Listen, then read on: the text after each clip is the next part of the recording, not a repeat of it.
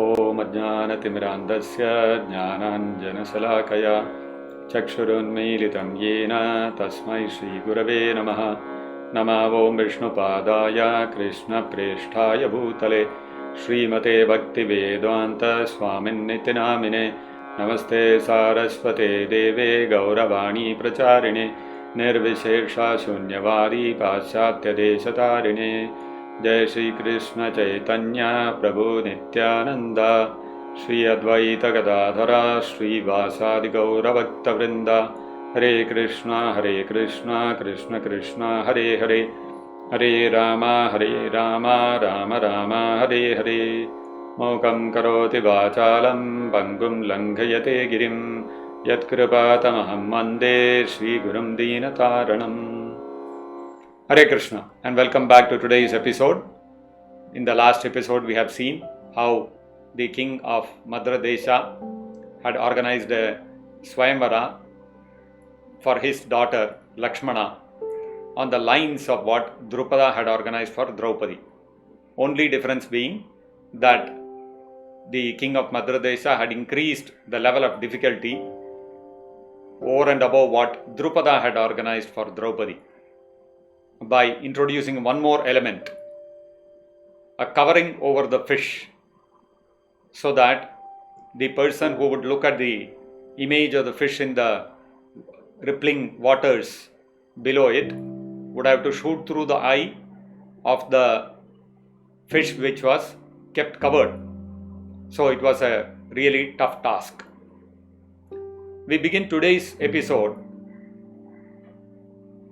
by taking you first to Magadha Desha, which is modern day Bihar. In the beginning episodes, we had described how one of the descendants of King Kuru was Uparichara Vasu, whose daughter through Matsyagarbha, a fisherwoman, was Satyavati.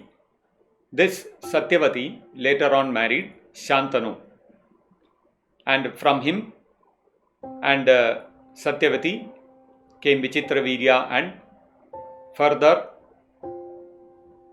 there were Dhritarashtra and Pandu, and we know that is how the dynasty of the Kauravas and the Pandavas have come forward.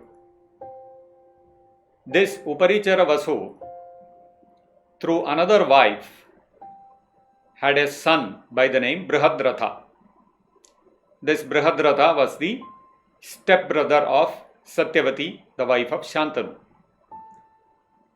This Brihadratha was the king of Magadha of Bihar. He married two daughters of the king of Kashi. Brihadratha was quite powerful, and the kingdom was quite flourishing during his times. But then, even after several years of marriage, unfortunately, both his queens could not bear any children. It is natural that when a husband and wife, they yearn for a child, but somehow they are not able to give birth to children, they become frustrated, they become little disappointed, they can become depressed. Even Brihadratha also became very disappointed. He decided to retire to the forest. He, along with his two queens, went away to the forest, and there he decided to carry out various tapasyas, various austerities, by which eventually he may be able to get some children. It so happened that in the forest where Brihadratha had gone with his two wives, there was a sage living there by the name Chandrakaushika Rishi. This Chandrakaushika Rishi, when he heard that King Brihadratha along with his two queens was in the forest carrying out austerities for want of a child, the Rishi approached the king and he gave him a mango fruit and told the king, please give this to your queen. And if the queen eats this fruit, then eventually, because this fruit has been surcharged with some spiritual potency, in due course of time she'll be able to bear a child. Like this, Chandrakaushika Rishi, taking compassion on the king, gave him the fruit. Now the king was in a dilemma. To which queen should he give the fruit? If he gives the fruit to one of the queens and the other queen he does not give it, it will become partiality on his side.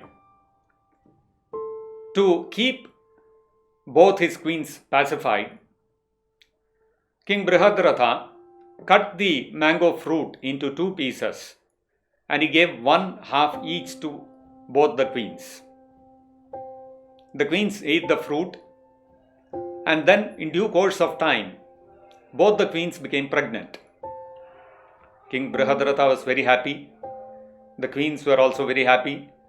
The citizens of the kingdom were very happy that soon there is going to be the king's successor who is going to be born. After some time, when both the queens gave birth, unfortunately, when they gave birth, they did not give birth to children. They gave birth to 2 lumps of flesh, which were 1/2 of a child. Because the king had cut the mango fruit into half and given, each of the queens gave birth to 1/2 of the child. The king, when he saw that just 2 lumps of flesh have been born, he again became very disappointed, and he told his servants to go and dispose the 2 lumps of flesh in the forest. The servants of the king, they went to the forest and they threw the 2 lumps of flesh somewhere in the forest and came away. Now, in that very forest, there used to live a Rakshasi. Rakshasas, as we have seen, are man-eaters. This Rakshasi, this female man-eater, she came across these 2 lumps of flesh. And when she looked at these 2 lumps of flesh, her mouth started watering. Oh, some tender baby has been thrown away. Somebody has discarded a tender newborn baby. So the flesh will be very tender and it will be very sweet.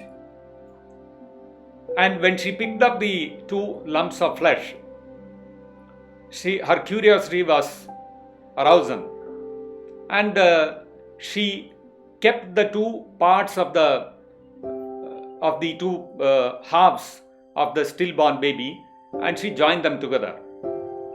And when she joined them together, suddenly the child came to life. And the child, naturally, when a child takes birth, what does it do? It starts crying. And when this Rakshasi, she saw the baby has suddenly come to life and it started crying. Somehow her heart melted and she did not want to kill the child. And she came to know that this child actually belongs to King Brihadratha. So she took the child and went to Brihadratha's court and she handed over the infant baby to King Brihadratha and told him what all had happened. When Brihadratha got the child back, he was extremely happy. You can imagine his state. First, he was very depressed. When he got married, he would have had a lot of expectations. And then when those expectations of having a child, having a successor to the throne, having an heir after him, when that did not materialize, he became very disappointed. And then somehow when the sage gave him the fruit and the queens became pregnant, again his hopes were revived. And when the queens gave birth to 2 pieces of flesh, his hopes were again dashed. So it was a real roller coaster ride for him. And when he had lost all hope, this Rakshasi brought back his child alive.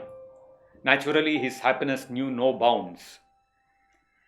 And he then asked the Rakshasi that you please ask me for something. I want to reward you for having brought my child back to life and bringing it back safely and giving it to me. So I want to give you some reward. Please ask whatever you want, you can ask.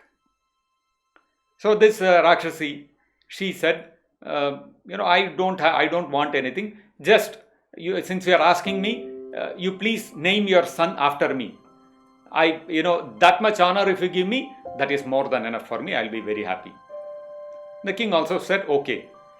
That the name of that Rakshasi was Jara. And because the child came to life by the joining of the two stillborn halves by this Rakshasi Jara, the child was named Jara Sandha. Sandhi means combining, joining. And because the baby was combined or joined by Jara, his name became Jara Sandha. And in due course of time, this Jara Sandha grew up and he also became a very powerful king, very opulent kingdom he inherited from his father, and he grew up to be a great devotee of Mahabhairava or Kalabhairava. Generally we see even today in Bihar, there are many devotees of Kalabhairava. Kalabhairava is one of the forms of Lord Shiva. And so this Jarasandha became the ruler of Magadha Desha. So this Jarasandha, when he heard about the Swayamvara of Lakshmana in the Madhya Desha, he also became eager to participate.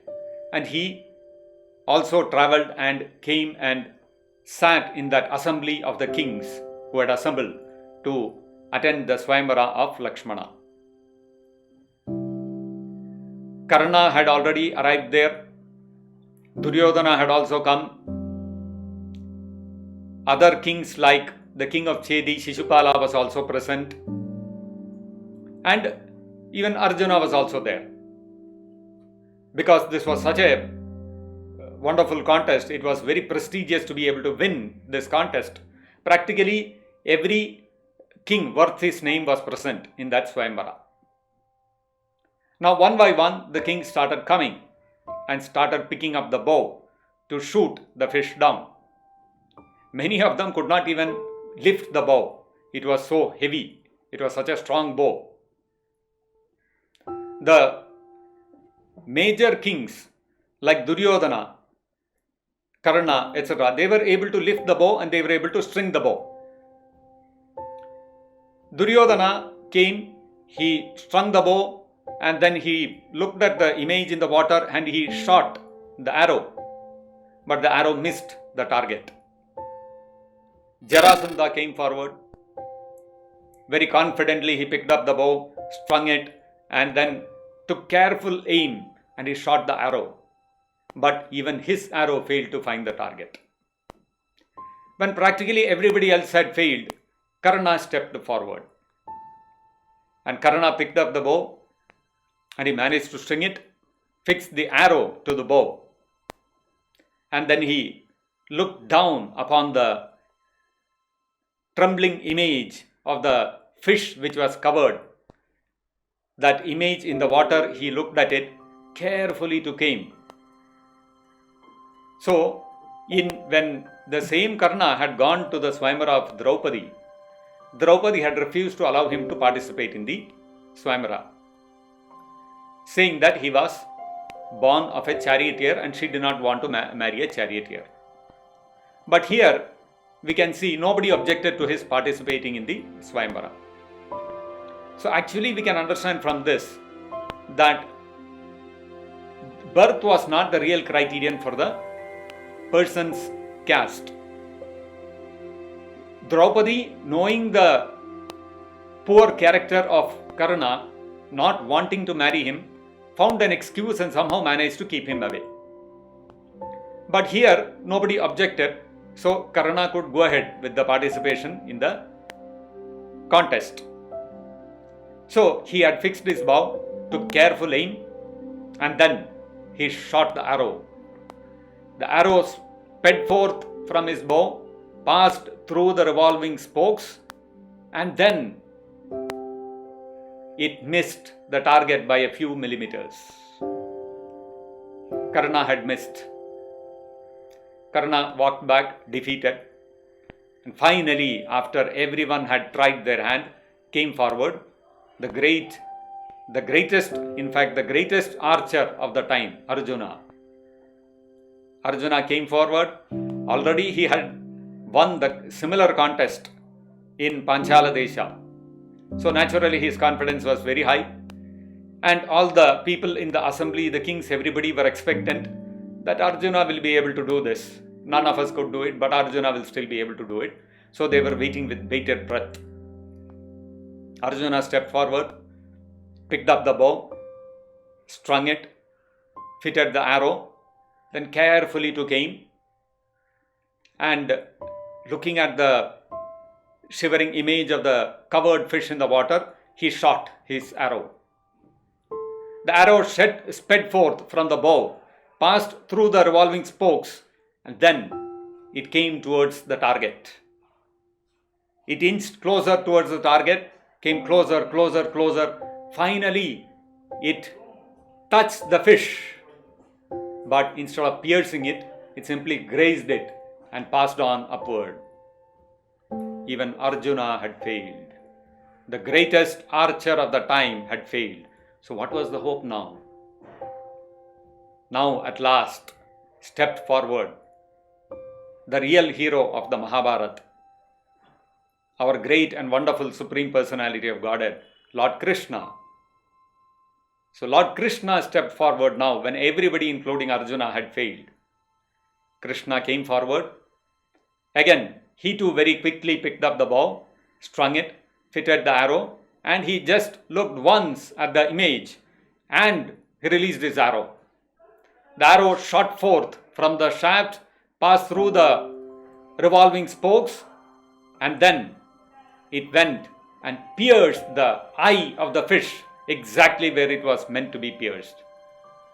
And thus Lord Krishna won the contest which nobody could win, not even Arjuna. Even what Karna had missed, what Arjuna had managed just to graze, but even Arjuna had failed. And that contest was won by Krishna. And like this, Lakshmana's hand was won by Krishna. So you can see, Krishna participated in this Swayamvara, but he did not participate in the Swayamvara of Draupadi. Because Lakshmana, in her heart of hearts, she was constantly desiring to become the wife of Krishna, the Supreme Lord. She did not want to marry anyone else. And she would every day pray to the Supreme Lord, and she would every day carry out various austerities and tapasyas and follow various vratas to get Krishna as her husband. Knowing her heart, Krishna had come to win her hand in that Swayamvara. And so Krishna displayed how nobody could match Krishna's prowess. Not even Arjuna was a match for him. And thus Krishna won the hand of Lakshmana, and he married her with great celebrity, and he took her to Dwaraka. Now, it so happened that at the same time there was a king who was ruling over the eastern Uttar Pradesh around the area of Ayodhya. Ayodhya was the capital of the Kosala kingdom. The name of this king was Nagnajit. And this Nagnajit also had a very young and beautiful daughter by the name Satya. Now this Nagnajit also had a novel contest to win the hand of his daughter Satya. This king Nagnajit had 7 very strong and powerfully built bulls. Any suitor, any prince who would come to seek the hand of Satya would have to defeat these 7 bulls. That was the condition that King Nagnajit had set forth. Many kings came forward and tried to subdue the 7 bulls, but then they would all go back with broken ribs and bones. Nobody could subdue the bulls. They were so fierce, they were so wild, and they were so strong. It was impossible for any king to win over the bulls. This news had spread all over, and the kings from various places would come and as a matter of prestige try to win, to show, to exhibit their power. But all of them would get humiliated and go back. The news finally reached Krishna's ears. So Krishna, along with Arjuna, came to King Nagnajit, along with a small retinue of his army. The moment Nagnajit saw Krishna coming forward, he became extremely pleased because at heart he was a great devotee of Lord Krishna. Seeing the Supreme Personality of Godhead himself come to his place, he immediately got up and offered him lots of respect and welcomed him with various fruits and jewels and various kinds of gifts he placed before Lord Krishna, worshipped him and welcomed him very suitably. And then Lord Krishna, being very pleased with Nagnajit's reception and his devotion, he informed Nagnajit that I have heard that you are looking for a suitable husband for your daughter, and I have come here seeking her hand. Although Kshatriyas are not supposed to ask anything from anyone, Kshatriyas can never beg or seek in gift or charity anything from anyone else. It is only the Brahmanas who can seek in charity. Kshatriyas cannot. That is a very strict rule. Krishna informed Nagnajit, although this is a very strict rule for the Kshatriyas, still I am breaking the rule for you and I am asking for the hand of your daughter. When Satya heard that Krishna himself has come to ask her hand in marriage, she was thrilled. She thought to herself, Krishna is the husband of Lakshmi Devi. Lakshmi Devi always aspires to serve the lotus feet of Krishna, and that Krishna has come asking for my hand. What greater fortune can I have than this? Krishna is the supreme person who is respected by even Lord Shiva, Lord Brahma, Lakshmi Devi, Parvati Devi. Everybody respects and worships Krishna. And I am going to get that Krishna as my husband? How will I serve him? How will I please him? In fact, Krishna is such a great person, I don't know how to please him. I can try my best to serve him in whatever way I know how to serve him. But then, I am such an insignificant person. How can I ever please him with my service, with my minuscule service?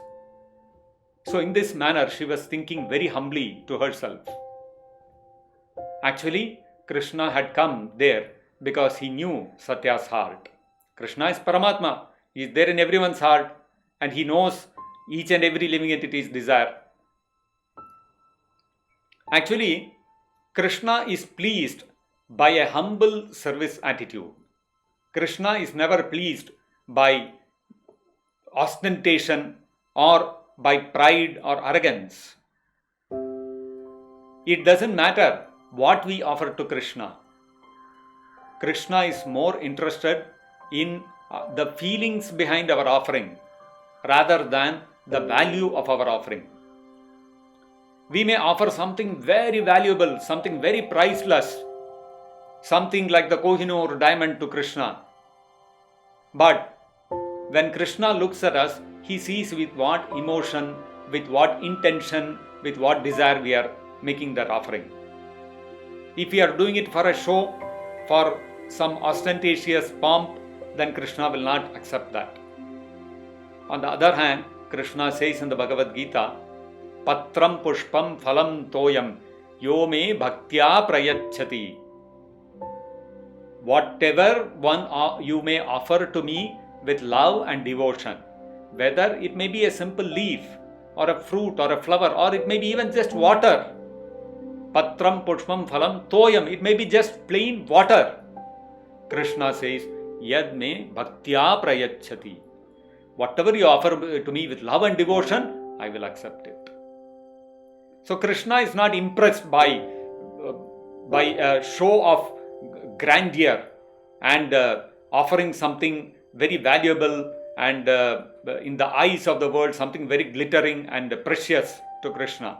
Krishna is more interested in our heart, whether we are offering with a with a lot of love and devotion. Of course, this does not mean that somebody who is very capable and who is very wealthy, he should offer only one glass of water to Krishna.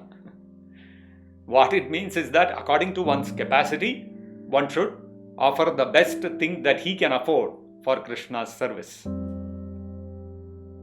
If one is not able to afford anything valuable, so what is within one's power?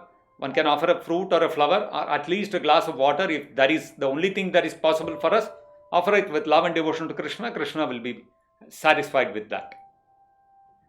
So, Krishna is looking forward to our humility and our devotion. That is why Chaitanya Mahaprabhu also, in his Shikshashtaka, Chaitanya Mahaprabhu sings, Ai Nanda Tanujam Kinkaram Patitam Mam Vishame Bhavam Budau Kripaya Tava Pada Pankaja Stita Dhuli Sadrisham Vichintaya. Chaitanya Mahaprabhu prayed to Krishna that, O my Lord, somehow I am your servant, I am your eternal servant. Somehow or the other I have fallen into this material world of repeated birth and death. Kindly, please, mercifully pick me up and place me as a speck of dust at your lotus feet. This mood of humility is what we should approach Krishna with. We should not approach Krishna with any big demands. Krishna, I give you all this valuable offering, so please give me this in return. 108 nariyal phod dunga. I will break 108 coconuts for you. You please ensure that I could get good marks in the examination. So these things are all not pleasing to Krishna. We cannot place demands before Krishna. So similarly, Satya was also extremely humble and she had no demands from Krishna. And that is why Krishna became pleased to personally come and ask for her hand from her father. Then Krishna informed, when Krishna informed Nagnajit like this, Nagnajit became extremely happy. And he said, Oh my Supreme Lord, what greater fortune can there be for me and my daughter than for her to be married to you? I'll be the most fortunate person for this. Then Krishna informed Nagnajit, it is not in our custom in the Yadava family to fulfill any condition or criterion. I have come to ask your daughter's hand, you please hand over her hand to me. So in other words, Krishna was saying, don't ask me to fight the bulls and all. You without any condition, unconditionally, you hand over your daughter to me. Then Nagnajit, he prayed to Lord Krishna, Oh my Lord, you are Narayana himself. You are the supreme, most powerful personality. There can be no greater personality than you in this entire creation. Even Lord, all the Devatas, including Lord Brahma, Lord Shiva, everybody bows down at your lotus feet. I have given a vow that anybody who defeats the bulls will win the hand of my daughter. And this is known to everyone else. So I am confident that what nobody else could do, you will be able to easily achieve because of your prowess. So I am humbly requesting you, please fulfill my vow. Krishna also understood that Nagnajit does not want to break his promise. Krishna also does not want a devotee's promise to be broken at any point of time. Krishna may break his promise, but he will not allow his devotee's promise to be broken. There are instances where Krishna has displayed this. We will see when we come to the descriptions of the battle of Kurukshetra, how Krishna displayed this trait of his. When Nagnajit said like this, Krishna immediately tightened his belt and then walked into the field where the 7 bulls were there. And he immediately expanded himself into 7 forms. And very easily he caught the bulls and put a ring through their nose and started pulling them just like a child pulls a wooden doll. And like this, very easily, Krishna conquered the bulls and tamed them. By expanding himself in 7 forms, Krishna wanted to assure Satya that I have so many queens already in my palace in Dwaraka. I have Rukmini Devi, Satyabhama, so many Lakshmana, so many queens are there. So you should not think that you will very rarely get to see me. Krishna has to every day spend one day with each of the queens. Finally, when he comes to me, I don't know when he will come. No, it's not like that. Krishna is the Supreme Personality of Godhead. Simultaneously, he expands himself and he is present with all his thousands of queens simultaneously. This is the opulence, the supreme potency of the Supreme Lord. And like this, Krishna won the hand of Satya and he started taking back her to Dwaraka. And when he was taking her back to Dwaraka, the various other kings who had been defeated the bulls, they became very envious and they attacked Krishna. And when they attacked Krishna, Arjuna came forward and assured Krishna, Krishna, my dear friend, you don't worry, I am there now, I will take care of them. So Arjuna all alone, he very easily fought and he defeated all the kings and they all ran away from there. And like this, Arjuna and Krishna took back Satya to Dwaraka, and she also became one of the 16,000 queens of Krishna in Dwaraka. So in this manner, Krishna was ruling over Dwaraka. And actually what had happened, that when Krishna was in Vrindavan and he had come to Mathura to release his parents as well as all the other members of the Yadava dynasty from the clutches of Kamsa, Krishna had to kill his own uncle. When Kamsa was killed, his wives became widows. Kamsa had two wives, Asti and Prapti, and their children were still too young. They did not have grown-up children. So this Asti and Prapti, they took their young children upon the death of Kamsa when they became widowed, and they went back to their maternal home. They went back to their father's home. And when they reached their father's home, they were grieving very badly. They were crying, and when their father came to know that his daughters have been widowed, he also became very aggrieved. And when he heard that Krishna was the person who has killed his son-in-law, he became very vengeful towards Krishna. And this king, who was the father of Asti and Prapti, was none other than Jarasandha. And so Jarasandha started planning to take revenge against Krishna. Now what did Jarasandha do to take revenge against Krishna? Please join us again in our next episode of the Mahabharata to learn about this. Thank you. Hare Krishna. Jagat Guru Srila Prabhupada ki jai. Nitai Gaur Premanande Hari Hari Bol.